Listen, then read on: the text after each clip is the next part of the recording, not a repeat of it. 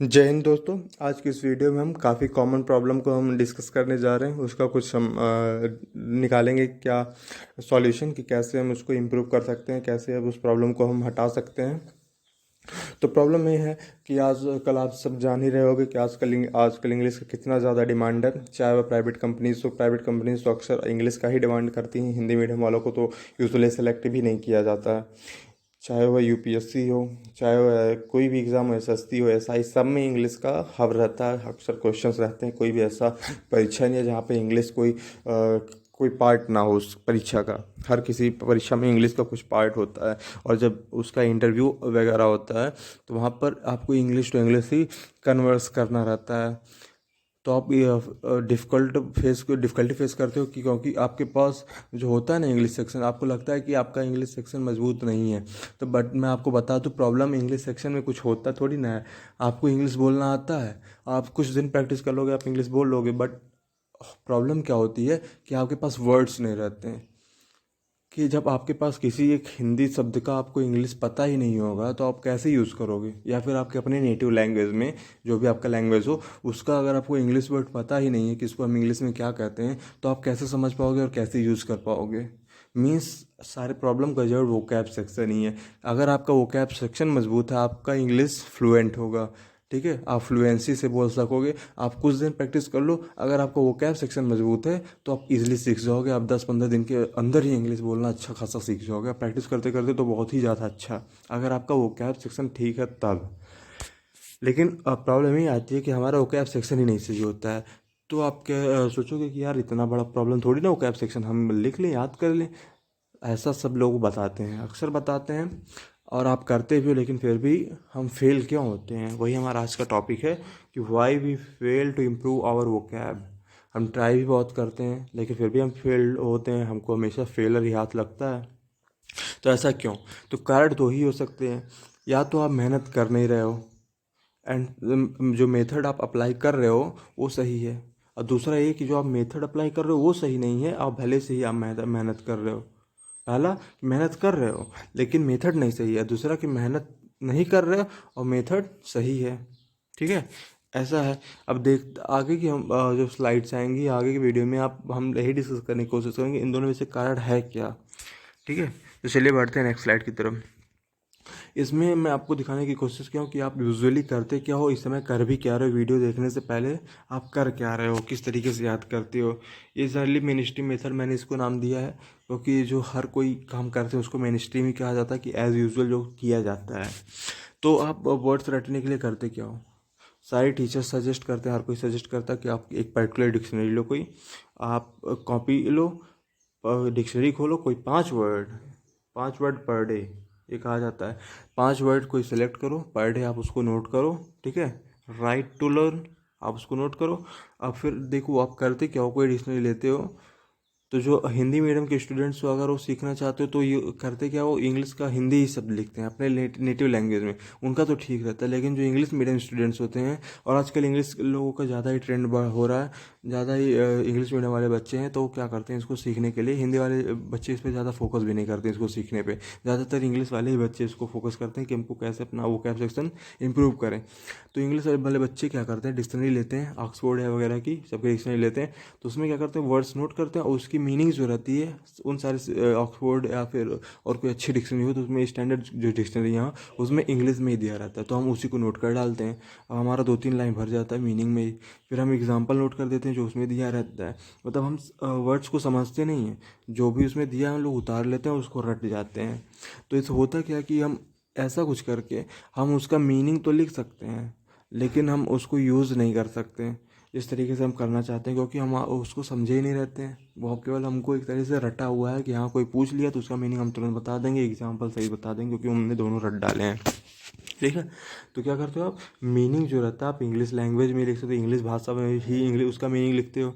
और आप क्या करते हो, you just by heart with some examples. ये देखिए कुछ ऐसे वर्ड्स हैं जो ज़्यादा क्रांति कर रहे हैं, इधर उधर टहल रहे हैं, ये वो यहाँ रहेगा words you just by heart with some examples. तो आप क्या करते हो, कुछ भी एग्जांपल्स भी लिख लेते हो, उनके मीनिंग का सब रट जाते हो, लियो रटे पड़े हो, पूरा रट लिए हो, ठीक है। लेकिन ये सक्सेसफुल होता ही नहीं है, क्योंकि आप इसको फॉलो ही नहीं कर पाते, क्योंकि आपके पास टाइम ही नहीं है ना। चाहे आप कंपटीशन के लिए प्रिपरेशन कर रहे हो, या फिर कोई स्टूडेंट लाइफ में हो, कॉलेज के स्टूडेंट हो, या फिर आप स्कूल के स्टूडेंट हो, आपके पास टाइम कहाँ है। आप तो शाम तक का तो आपका कॉलेज या स्कूल ख़त्म होता, आते हो रेस्ट करते हो, फिर और सबका स्कूल काम कंप्लीट करना, टर्म खट रहे हो, आप इसके लिए पर्टिकुलर टाइम दे नहीं सकते, क्योंकि आपका टाइम जो लगता है, आप अगर बस ऊपर ऊपर से आप गिनो तो सोचो, आप जब एक डिक्शनरी लेके बैठते हो तो पहले आप सोचो कि कौन सा वर्ड लिखूँ कौन सा ना लिखूँ, इसी में आप थोड़ा सा उलझन में रहोगे, तो उसी में आप 15 मिनट लगा दोगे कौन सा लिखे कौन सा ना लिखे। फिर लिखना शुरू कर दिया तो 20 मिनट लिखने में ले लोगे, क्योंकि उतनी बड़ी बड़ी मीनिंग रहेंगी, एग्जाम्पल रहेगा, टर्म खट सब रहेगा, उसको लिखते लिखते आपको 15-20 मिनट लग जाएगा। फिर उसको रटने बैठोगे तो 20 मिनट से ऊपर 25-30 मिनट तो आपको रटने में लग जाएगा, ठीक है। तो आप टोटल मिला के समझ लो ऑन एन एवरेज 1 घंटा आपका लग जाता है 5 वर्ड्स तैयार करने में। तो आपके पास इतना टाइम थोड़ी ना है कि 5 वर्ड्स जो पूरी तरीके से हमको तैयार भी ना हो उसके लिए हम 5 मिनट दें, सॉरी 1 घंटा दें। तो आप फिर भी आप सोचो कि मान लो आपको याद हो गया आज 5 वर्ड्स, कल 5 वर्ड्स होंगे याद, तो फिर कल जब रिवाइज करोगे इन 5 वर्ड्स का तो उसका ले लो 10 मिनट, तो 1 घंटा 10 मिनट, ऐसे ऐसे टाइम बढ़ता जाएगा। धीरे धीरे वर्ड्स जब बढ़ते जाएंगे 50-60 वर्ड हो जाएंगे, तो 2-2 3-3 घंटा आपका इसी में जाने लगेगा, तो आपके पास इतना टाइम कहाँ है कि आप इतना दे सको, ठीक है। तो आपको कुछ ऐसा अल्टरनेटिव निकालना होगा जिसमें आपका टाइम भी ना जाए और आपको बेनिफिट मिले। ऐसा सब आप जब करते हो तो कुछ दिन तो आपका फॉलो होता है, 5 वर्ष चलो ठीक है रट लिए, आपका मतलब कि जो हमको फाइनल रिजल्ट मिलना था वो नहीं मिलेगा ना, आप उसको सोचते हो कि हमको मिल रहा है कि नहीं मिल रहा है, बस आपको लगता है कि हाँ मुझे याद हो रहा है, ठीक है। तो ऐसा आप करते करते इसी उसमें घूमते रहते हो कि हाँ हमको याद हो रहा है, हम याद लिख रहे हैं, और ऐसा करते करते जब वर्ड्स ज़्यादा इंक्रीज हो जाते तो फिर आप छोड़ दो, क्योंकि आप रिवाइज कर ही नहीं पाते हो, फिर पीछे का भूल जाते हो, तो फिर आगे आपका याद करने का मन नहीं करता, और अल्टीमेटली क्या होता है, ये सिस्टम जो होता है फेल हो जाता है, अब कोई भी इसको फॉलो नहीं कर पाता है और आप कंफ्यूज हो जाते हो, आप कन्फ्यूज़न आपका रिजल्ट होता है, इतनी मेहनत के बाद आपको सिर्फ कन्फ्यूज़न मिलता है और कुछ नहीं। तो देख चलिए मैंने जो अपने प्रैक्टिकल लाइफ में मैंने यूज़ किया है उसको मैं आपको यहाँ बताने जा रहा हूँ नेक्स्ट स्लाइड में। जैसा मैं करता हूँ यूजुअली उसको मैं कुछ ही दिन में 1 आध महीने के अंदर ही 1200-1300 वर्ड से ऊपर मैंने लिख डाले, याद भी कर डाले, तो आप समझ सकते हो कि काफ़ी ज़्यादा हेल्पफुल रहेगा आपके लिए। तो देखते हैं कि नेक्स्ट स्लाइड में आखिर वो मेथड है क्या। अब इस मेथड को this is what you have to do, जिसे आपको करना होगा, जो मैं करता हूँ और आपको इसको फॉलो करना है, इसको मैंने स्मार्ट मेथड नाम दे रखा है। आपको करना क्या है कि अगर आप किताब पढ़ रहे हो, कोई चैप्टर पढ़ रहे हो तब तो भी ठीक है, नहीं पढ़ रहे हो तो फिर किताब उठाओ खटाखट चैप्टर पढ़ डालो, ठीक है। उसमें से आप कुछ वो ऐसे वर्ड्स का चयन करो, देखो यहाँ भी आर जो है यहाँ भी क्रांति कर रहा, आर यहाँ होगा। आप उन जो वर्ड्स जिनका मीनिंग आपको पता नहीं उस चैप्टर में से, आप उसको खटाखट नोट कर डालो, चाहे 10 15 20 चाहे जितने हों सब नोट कर डालो आप, ठीक है। यहाँ पे आपका कोई बाउंडेशन नहीं रहता कि 5 वर्ड्स नोट करो ही 5 ही वर्ड्स नोट करो, आप 20 वर्ड्स भी उस चैप्टर में से नहीं आते सब नोट कर डालो आप, ठीक है। चाहे वो आप पढ़ रहे हो, आपके पढ़ते समय नोट करो, या फिर नहीं पढ़ रहे हो तो किताब खोलो खटाखट कोई चैप्टर अपना पढ़ डालो जो एग्ज़ाम में आने वाला है, किताब पूरे अच्छे से पढ़ लो, उसमें से जो वर्ड्स स्ट्रेंज लगे उसको लिखो नोट करो। और फिर आपको स्पेशली क्या है ध्यान रखना कि जो उसका मीनिंग लिखना है इन नेटिव लैंग्वेज, जो आपका आम भाषा है, आप हिंदी बोल रहे हो तो लिखो, बंगाली बोल रहे हो तो बंगाली भाषा में लिखो, इंग्लिश ही बोल रहे हो तो इंग्लिश में ही लिखो, मलयालम बोलो मलयालम लिखो, आप अपने नेटिव लैंग्वेज में लिखो जैसा आप बोलते हो, ठीक है। उसका मीनिंग लिखना चाहिए। मतलब आपका समझ ऑरेंज, तो ऑरेंज मतलब आपको इंग्लिश में नहीं लिखना है round round orange colour fruit which is so much juicy and all, ऐसा आपको इंग्लिश में उसका मीनिंग लिखना। अगर बशर्ते आप इंग्लिश मीडियम से हो, इंग्लिश मीडियम नहीं, आपका इंग्लिश नेटिव लैंग्वेज ना हो। अगर आपका इंग्लिश नेटिव लैंग्वेज तो आप लिख सकते हो, you are free to write, लेकिन आपका अगर इंग्लिश नेटिव लैंग्वेज नहीं है तो आपको नहीं लिखना है, आपको अपने जो अपना नेटिव लैंग्वेज है, जैसे ऑरेंज मतलब संतरा, हिंदी वालों के लिए आप संतरा ही लिखोगे, ठीक है। और दूसरी क्या बात, आप इसको बाय हार्ट मत करो, आप वर्ड्स लिख दो, चैप्टर पढ़ो, वर्ड्स लिख डालो क्या क्या है, फिर उनका मीनिंग लिख डालो। इससे क्या होगा कि जो आपको वर्ड्स रहेंगे एक बार एक ही जगह पे आ जाएंगे, उसमें कोई बाउंडेशन भी नहीं रहता कि आपको 5 लिखना है। कभी आपको 5 वर्ड्स मिलेंगे, कभी 15 मिल जाएंगे, कभी 10 मिलेगा, कभी 20 मिल जाएंगे। इस टाइप से बहुत अच्छा खासा वोकेबलरी आपकी तैयार होगी। तो आप लिख डालो, उसका मीनिंग लिख डालो, एक बार बस रीड कर लो।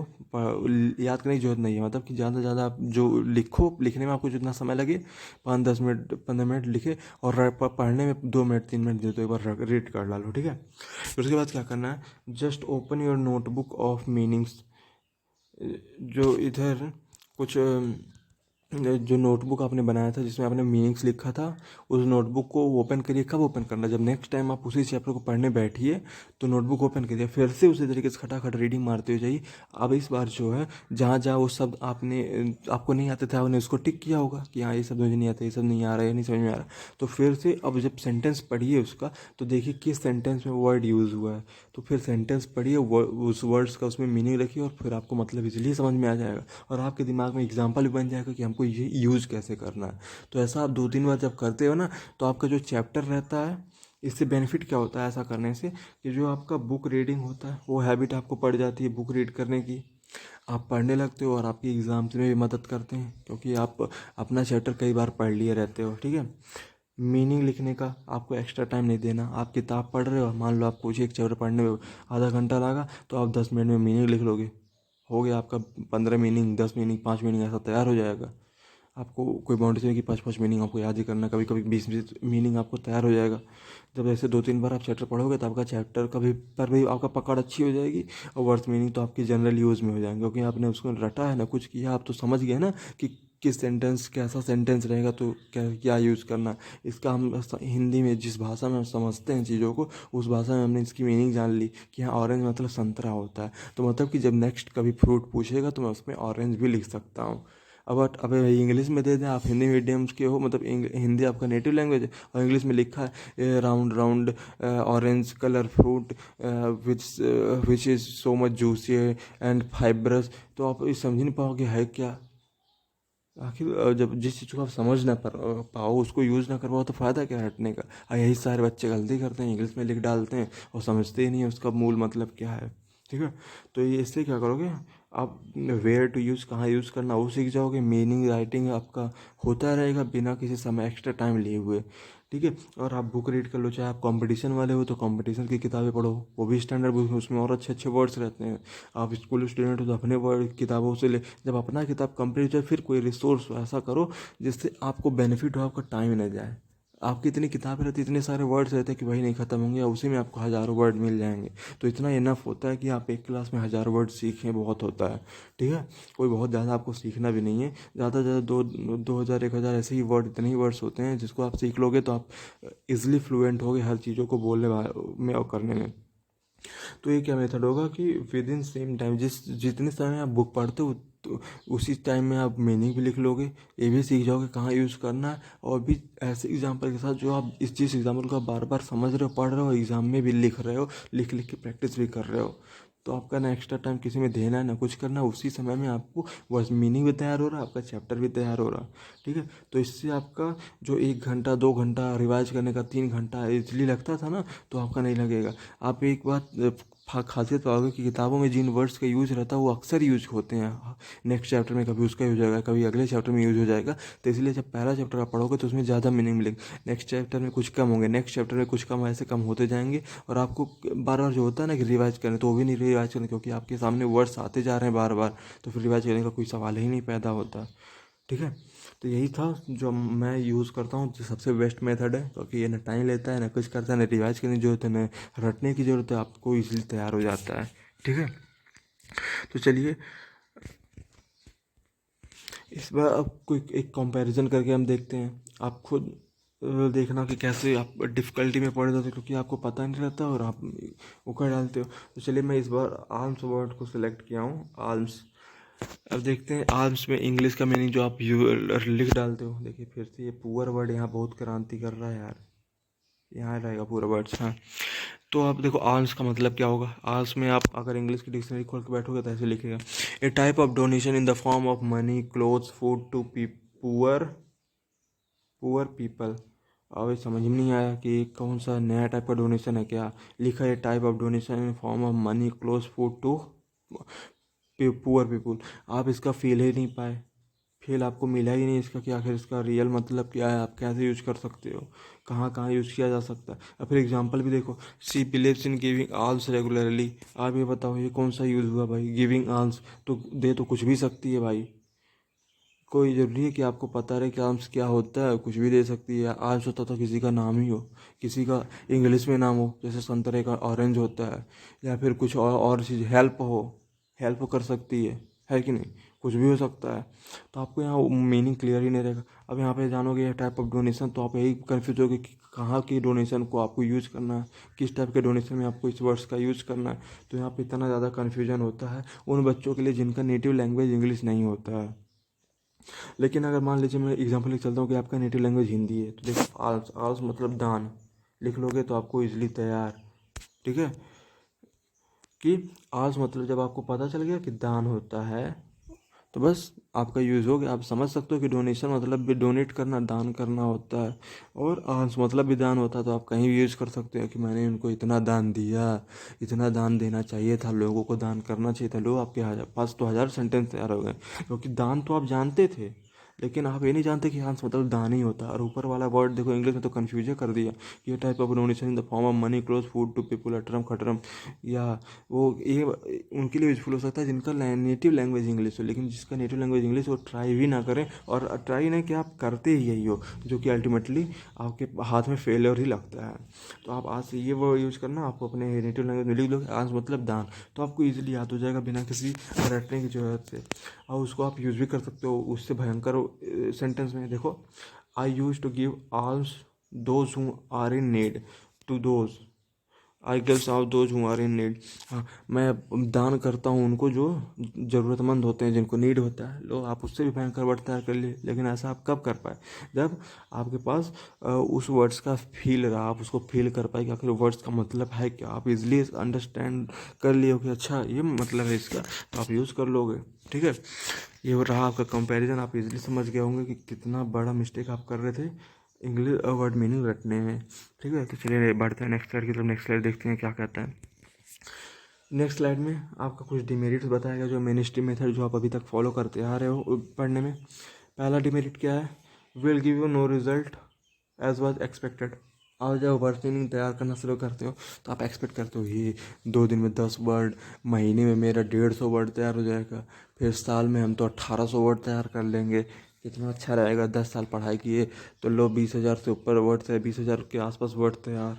आप ऐसा कुछ एक्सपेक्ट करते हैं, एक्सपेक्टेशंस आखिर रखना भी चाहिए, जब हम जहाँ पे काम करते हैं वहाँ एक्सपेक्टेशंस तो होती हैं। लेकिन अल्टीमेटली क्या होता है, मैंने समझा दिया पहले ही, कन्फ्यूज़न क्रिएट होता, कुछ नहीं होता, फेलियर ही हाथ लगता है। दूसरा, will waste your time unnecessarily.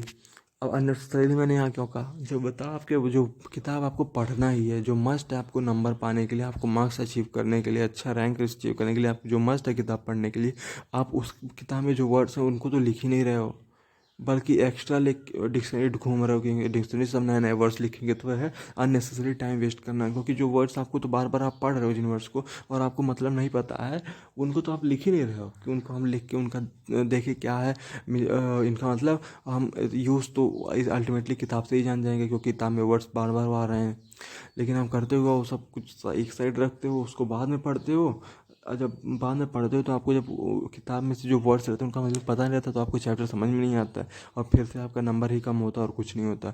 और यहाँ पे आप एक्स्ट्रा टाइम जब देते हो रिवाइज करने, 2-2 घंटा चला जाता है, 2.5-2.5 घंटा चला जाता है, तो अल्टीमेटली आप छोड़ देते हो इस मेथड को फॉलो करना ही, और फेलियर ही आपके हाथ में लगता है। जस्ट जो एक्सपेक्टेड था रिजल्ट हो तो मिलता ही नहीं है। तो ये हो गया अननेसेसरी टाइम वेस्ट करना। Will confuse you as you are putting efforts but not getting anything.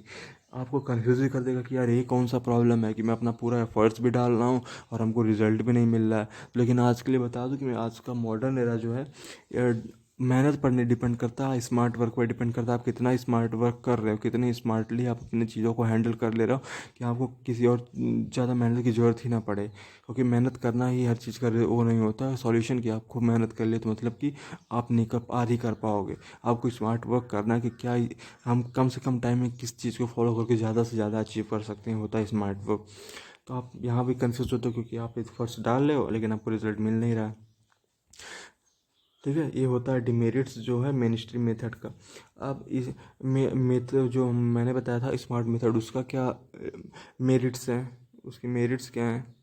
तो उसके मेरिट्स टोटल अपोजिट होंगे तीनों के। आप रिजल्ट पाओगे जो आप एक्सपेक्टेड था, जो रिजल्ट जो आप एक्सपेक्ट किए थे वो रिजल्ट पाओगे। आपको अननेसेसरीली आपका टाइम वेस्ट होगा नहीं, और ना आपको कंफ्यूज करेगा। इजी टू फॉलो, सब कुछ करना इजी है, और आपको विद इन उसी टाइम में करना इजी है। लेकिन शुरुआती में 1-2 दिन आप डिफ़िकल्टी फाइंड कर सकते हो, क्योंकि किताबें पढ़ना का आदत में नहीं रहेंगी ना, तो आप किताबें थोड़ा सा ज़्यादा टाइम ले लोगे पढ़ने में। लेकिन जब धीरे धीरे करोगे ना, तो 2-4 दिन 5 दिन में आपके पास जब आदत आ जाएगी, तो बहुत ही हेल्पफुल होगा ये मेथड, ठीक है। लेकिन इसको आदत में लाने के लिए क्या करो, आप अपने आप को 1 वीक का चैलेंज दो कि 1 वीक भी मैं इस चीज़ को फॉलो करूँगा, और अगर मुझे रिजल्ट नहीं मिलता तो मैं छोड़ दूंगा इसको फॉलो करना। लेकिन मैं आपको एश्योर करता हूँ, अगर ऐसा आप किए ना, तो आपको कुछ दिन में ही रिजल्ट मिल जाएंगे। आपको 1 वीक तो जाना ही नहीं पड़ेगा, ठीक है। तो आई होप कि आप समझ गए होंगे कि आप मिस्टेक कहाँ करते थे और किस तरीके से आप इसको इम्प्रूव कर सकते हो। मैंने जो कुछ सीखा था मैं सब कुछ आपको बताने की कोशिश किया हूँ, ठीक है। इसी के साथ मैं वीडियो को यहीं एंड करता हूँ। मिलते हैं नेक्स्ट वीडियो में। धन्यवाद।